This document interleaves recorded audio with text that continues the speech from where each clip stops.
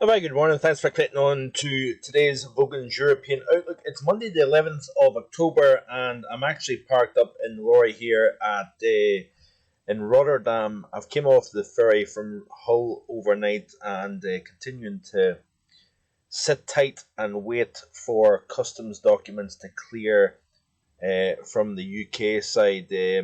So good old Brexit at its best.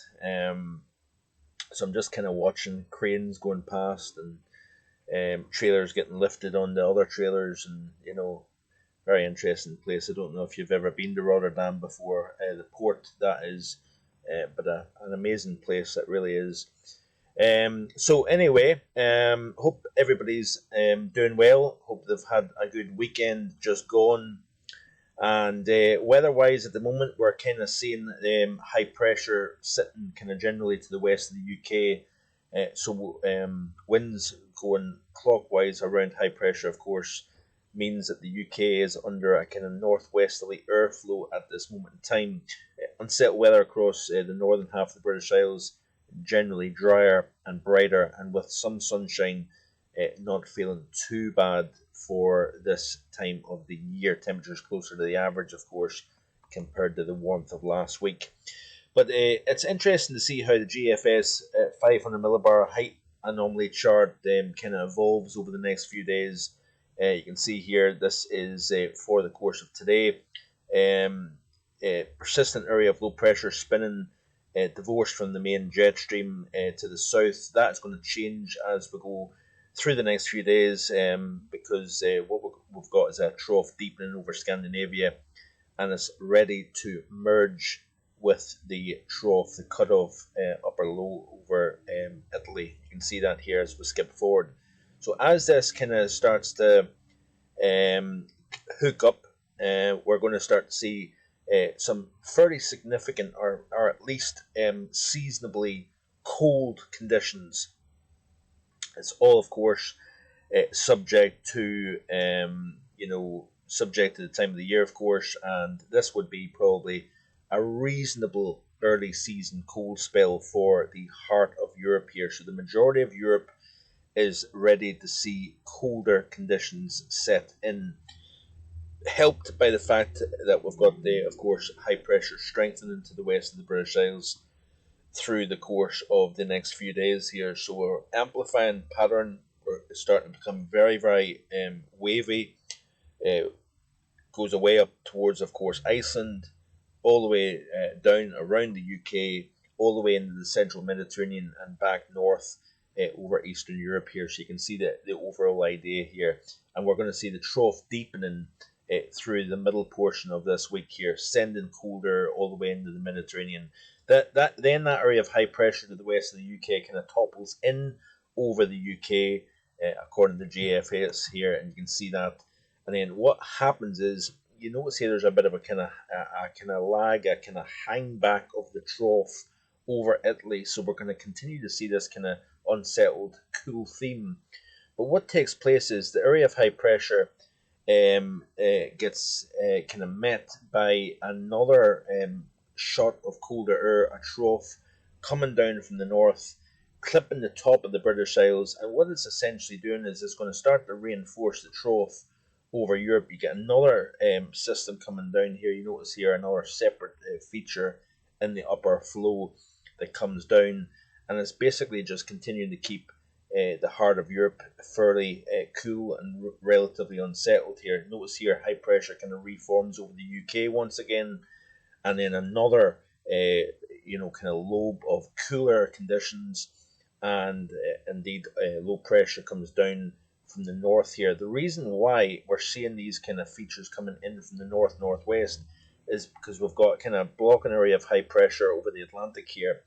And I think that you look at the big picture, and generally what we're going to start to see is the models, both ECMWF and the GFS, start to see high pressure becoming better established, more anchored, and building over northern Canada, over Greenland, over the Arctic region, generally speaking.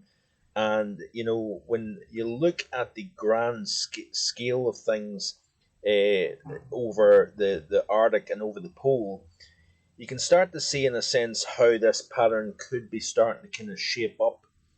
And you can see here as we skip through the sequence, what takes place is that we've got the area of high pressure to the west of the UK, but we've got a very strong area of high pressure over the heart of Canada as well.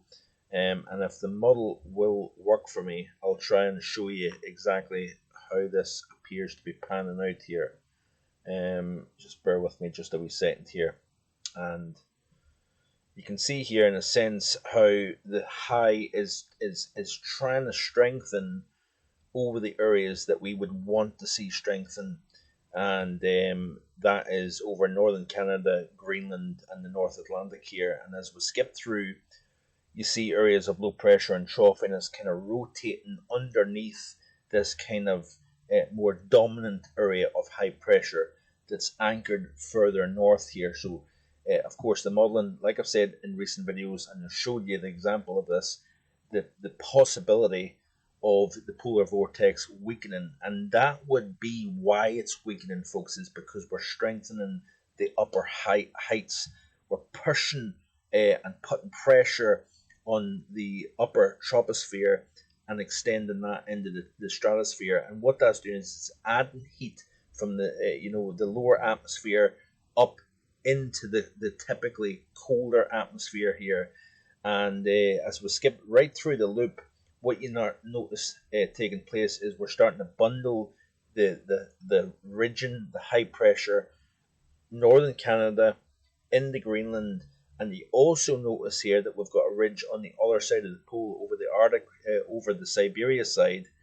And you could argue that these two areas of high pressure are going to make an attempt at trying to hook up with one another, link up between Siberia, Canada, and Greenland.